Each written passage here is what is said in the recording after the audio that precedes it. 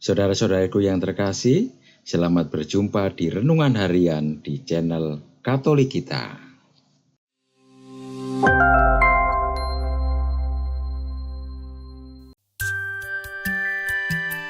Hari ini, Sabtu, 30 Maret 2024, Vigili Paskah. Bacaan pertama. Bacaan diambil dari Kitab Kejadian, bab 1 ayat 1, sampai dengan bab 2 ayat 2. Pada awal mula Allah menciptakan langit dan bumi. Bumi belum berbentuk dan masih kosong. Gelap gulita meliputi samudra raya, dan roh Allah melayang-layang di atas permukaan air. Allah berfirman, "Jadilah terang." Maka jadilah terang. Allah melihat bahwa terang itu baik, lalu dipisahkannya terang itu dari gelap. Allah menamai terang itu siang, dan gelap itu malam. Maka jadilah petang dari pagi, hari pertama. Lalu Allah berfirman, "Jadilah cakrawala di tengah segala air, untuk memisahkan air dari air." Maka Allah menjadikan cakrawala, dan Ia memisahkan air yang ada di bawah cakrawala itu dari air yang ada di atasnya. Dan jadilah demikian. Allah menamai cakrawala itu langit. Maka jadilah petang dan pagi, hari kedua. Lalu Allah berfirman, "Hendaklah segala air yang di bawah langit berkumpul pada satu tempat, sehingga kelihatan yang kering." Dan jadilah demikian. Allah menamai yang kering itu darat, dan kumpulan air itu laut. Allah melihat bahwa semua itu baik. Lalu Allah berfirman, "Hendaklah tanah menumbuhkan tunas-tunas muda, tumbuhan-tumbuhan yang berbiji, segala jenis pohon buah-buahan yang menghasilkan buah berbiji, supaya ada tumbuh-tumbuhan di bumi." Dan jadilah demikian. Tanah menumbuhkan tunas-tunas muda, segala jenis tumbuh-tumbuhan yang berbiji, dan segala jenis pohon-pohonan yang menghasilkan buah berbiji. Allah melihat bahwa semuanya itu baik. Maka jadilah petang dan pagi, hari ketiga. Lalu Allah berfirman, "Jadilah benda-benda penerang pada cakrawala untuk memisahkan siang dari malam. Biarlah benda-benda penerang itu menjadi tanda yang menunjukkan masa-masa yang tetap, menunjukkan hari dan tahun. Dan sebagai penerang pada cakrawala, biarlah benda-benda itu menerangi bumi." Dan jadilah demikian. Maka Allah menjadikan dua benda penerangan yang besar, yakni yang lebih besar untuk menguasai siang, dan yang lebih kecil untuk menguasai malam. Dan Allah menjadikan juga bintang-bintang. Semuanya itu ditaruh Allah di cakrawala untuk menerangi bumi, dan untuk menguasai siang serta malam, dan untuk memisahkan terang dari gelap. Allah melihat bahwa semuanya itu baik. Maka jadilah petang dan pagi, hari keempat. Lalu Allah berfirman, "Hendaklah dalam air berkeriapan makhluk yang hidup, dan hendaklah burung beterbangan di atas bumi melintasi cakrawala." Maka Allah menciptakan binatang-binatang laut yang besar, dan segala jenis makhluk hidup yang bergerak, yang berkeriapan dalam air, dan segala jenis burung yang bersayap. Allah melihat bahwa semuanya itu baik. Lalu Allah memberkati semuanya itu, firman-Nya, "Berkembangbiaklah dan bertambah banyaklah, serta penuhilah laut, dan hendaklah burung-burung di bumi bertambah banyak." Maka jadilah petang dan pagi, hari kelima. Lalu Allah berfirman, "Hendaklah bumi mengeluarkan segala jenis makhluk yang hidup, ternak, dan binatang melata, serta segala jenis binatang liar." Dan jadilah demikian. Allah menjadikan segala jenis binatang liar, segala jenis binatang melata di muka bumi. Allah melihat bahwa semuanya itu baik. Lalu Allah berfirman, "Baiklah kita menjadikan manusia menurut gambar dan rupa kita, supaya mereka berkuasa atas ikan-ikan di laut dan burung-burung di udara, atas ternak dan atas seluruh bumi, serta atas segala binatang melata yang merayap di bumi." Maka Allah menciptakan manusia itu menurut gambarnya. Menurut gambar Allah diciptakannya dia, laki-laki, dan perempuan diciptakannya mereka. Allah memberkati mereka. Lalu Allah berfirman kepada mereka, "Beranak cucu dan bertambah banyaklah. Penuhilah bumi dan taklukkanlah. Berkuasalah atas ikan-ikan di laut, burung-burung di udara, dan atas segala binatang yang merayap di bumi." Lalu Allah berfirman, "Lihatlah, aku memberikan kepadamu segala tumbuh-tumbuhan yang berbiji di seluruh bumi, dan segala pohon-pohonan yang buahnya berbiji. Itulah akan menjadi makananmu. Tetapi kepada segala binatang di bumi, dan kepada burung di udara, dan segala yang merayap di bumi, yang bernyawa, kuberikan segala tumbuh-tumbuhan hijau menjadi makanannya." Dan jadilah demikian. Maka Allah melihat segala yang dijadikannya itu sungguh amat baik. Maka jadilah petang dan pagi, hari ke-6. Demikianlah diselesaikan langit dan bumi dan segala isinya. Pada hari ke-7, Allah telah menyelesaikan pekerjaan yang dibuatnya itu. Maka berhentilah ia pada hari ke-7 dari segala pekerjaan yang telah dibuatnya itu. Demikianlah sabda Tuhan. Syukur kepada Allah. Bacaan kedua. Bacaan diambil dari kitab Keluaran, bab 14, ayat 15, sampai dengan bab 15 ayat 1. Dalam perjalanan keluar dari tanah Mesir, ketika hampir tersusul oleh pasukan Firaun, ketakutanlah orang-orang Israel dan berserulah mereka kepada Tuhan. Maka berfirmanlah Tuhan kepada Musa, "Mengapa engkau berseru-seru demikian kepadaku? Katakanlah kepada orang Israel supaya mereka berangkat. Dan engkau, angkatlah tongkatmu, dan ulurkanlah tanganmu ke atas laut dan belahlah airnya. Dengan demikian orang Israel dapat masuk ke tengah-tengah laut dan berjalan di tanah yang kering.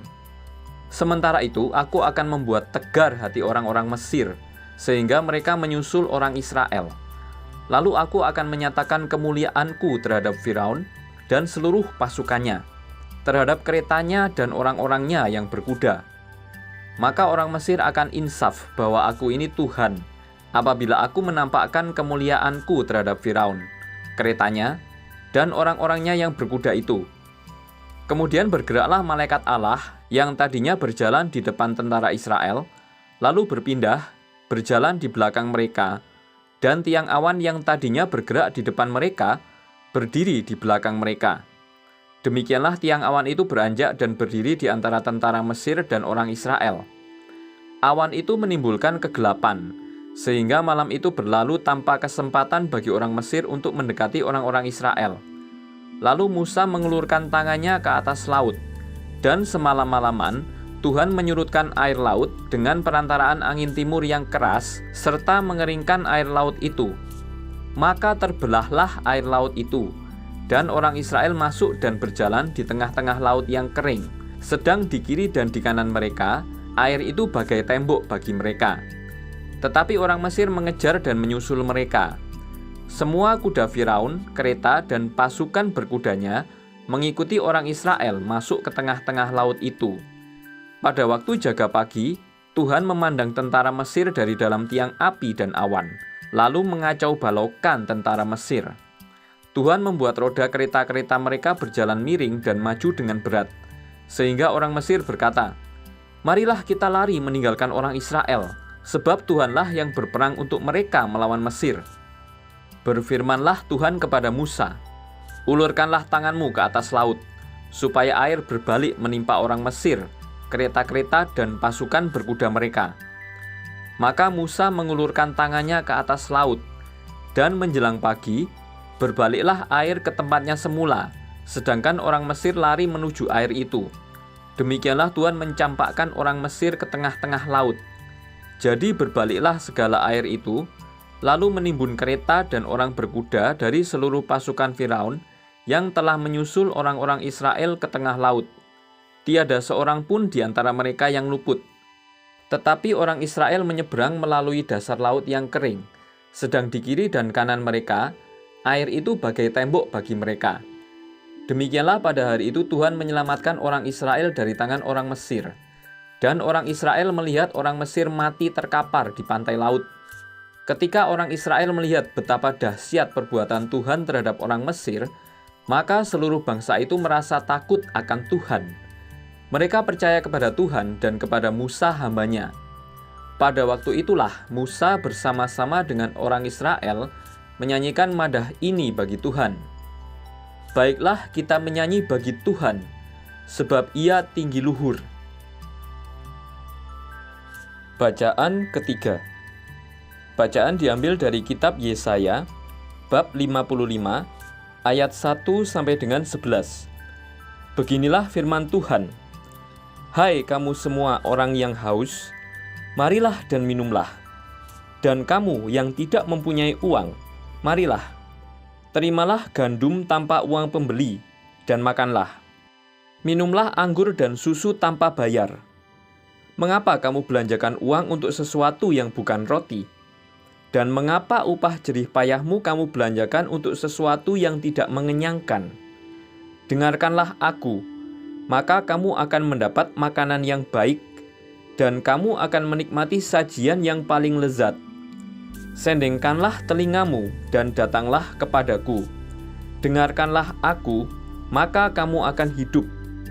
Aku akan mengikat perjanjian abadi dengan kamu, menurut kasih setia yang teguh, yang kujanjikan kepada Daud. Sesungguhnya, aku telah menetapkan dia menjadi saksi bagi bangsa-bangsa, menjadi seorang raja dan pemerintah bagi suku-suku bangsa. Sesungguhnya, engkau akan memanggil bangsa yang tidak kau kenal, dan bangsa yang tidak mengenal engkau akan berlari kepadamu, oleh karena Tuhan Allahmu dan karena Yang Maha Kudus, Allah Israel yang mengagungkan engkau. Carilah Tuhan selama Ia berkenan ditemui. Berserulah kepadanya selama Ia dekat. Baiklah orang fasik meninggalkan jalannya, dan orang jahat meninggalkan rancangannya. Baiklah ia kembali kepada Tuhan, maka Tuhan akan mengasihaninya. Baiklah ia kembali kepada Allah kita, sebab Ia memberi pengampunan dengan limpah. Sebab rancanganku bukanlah rancanganmu, dan jalanmu bukanlah jalanku. Demikianlah firman Tuhan. Seperti tingginya langit dari bumi, demikianlah jalanku menjulang di atas jalanmu, dan rancanganku di atas rancanganmu. Seperti hujan dan salju turun dari langit dan tidak kembali ke sana, melainkan mengairi bumi, membuatnya subur dan menumbuhkan tumbuh-tumbuhan, memberi benih kepada penabur dan roti kepada orang yang mau makan. Demikianlah firman-Ku yang keluar dari mulut-Ku.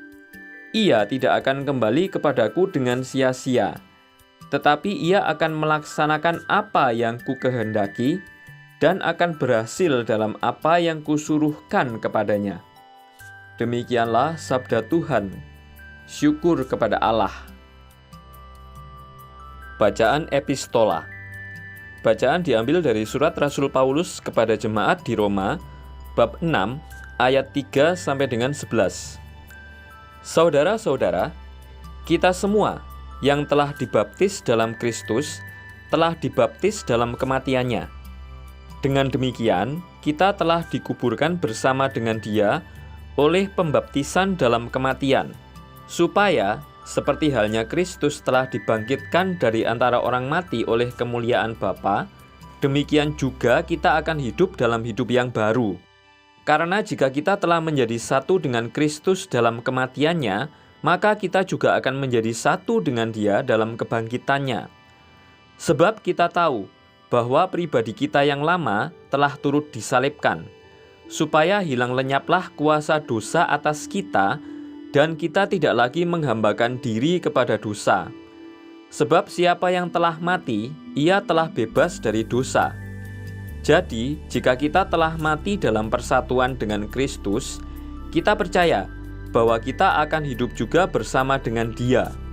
Sebab kita tahu bahwa Kristus, sesudah bangkit dari antara orang mati, tidak mati lagi. Kematian tidak berkuasa lagi atas Dia. Sebab kematiannya adalah kematian terhadap dosa, satu kali untuk selama-lamanya, dan kehidupannya adalah kehidupan bagi Allah. Demikianlah hendaknya kamu memandang dirimu. Kamu telah mati bagi dosa, dan hidup bagi Allah dalam Kristus Yesus. Demikianlah sabda Tuhan. Syukur kepada Allah. Bacaan Injil. Bacaan diambil dari Injil Suci menurut Markus, bab 16, ayat 1 sampai dengan 8. Hari Sabat sudah lalu. Maria Magdalena, Maria ibunda Yakobus, dan Salome membeli rempah-rempah untuk mengurapi jenazah Yesus. Pagi-pagi benar pada hari pertama dalam pekan, ketika matahari sudah terbit, mereka pergi ke makam. Mereka bertanya satu sama lain, "Siapakah yang akan menggulingkan batu dari pintu makam bagi kita?" Ketika mengangkat mata, mereka melihat batu sudah terguling. Batu itu sangat besar. Mereka masuk ke dalam makam dan melihat seorang pemuda duduk di sisi kanan. Ia memakai jubah putih. Mereka sangat terkejut. Pemuda itu berkata kepada mereka, "Jangan takut. Kamu mencari Yesus dari Nazaret yang tersalib itu? Ia sudah bangkit dan tidak ada lagi di sini. Lihatlah tempat ia dibaringkan. Pergilah, katakan kepada murid-muridnya dan Petrus bahwa ia mendahului kamu ke Galilea. Di sana kamu akan melihat dia, seperti telah dikatakannya kepadamu." Setelah keluar, berlarilah mereka meninggalkan makam karena sangat ketakutan. Oleh karena sangat takutnya, mereka tidak mengatakan sesuatu kepada siapapun. Demikianlah sabda Tuhan. Terpujilah Kristus. Tanda itu penting sejauh memperteguh iman. Sebenarnya sudah cukup Yesus menjadi tanda bagi generasi Yahudi pada waktu itu, tapi mereka tidak percaya. Syukurlah, meski tidak melihat Yesus, kita percaya. Karena itu, kita dapat melihat banyak tanda kehadirannya dalam kehidupan kita sehari-hari. Tanda-tanda itu membawa harapan, menghantar kita kepada pertobatan, dan membuat kita mampu bersyukur dan bersukaria memuji Tuhan. Apakah kita selalu mensyukuri setiap tanda dari Tuhan? Marilah kita berdoa. Allah Bapa yang Maha Pengasih dan Penyayang, kami telah Kau segarkan dengan perayaan Paskah ini. Kami mohon, curahkanlah roh cinta kasih-Mu kepada kami, dan satukanlah kami dalam kasih sayang-Mu, agar kami hidup rukun dan damai, sehati sejiwa sebagai umat kesayangan-Mu, dengan pengantaraan Kristus Tuhan kami. Amin. Saudara-saudari yang terkasih, terima kasih atas kebersamaannya dalam renungan harian ini. Kita jumpa lagi di renungan harian berikutnya. Berkah dalam.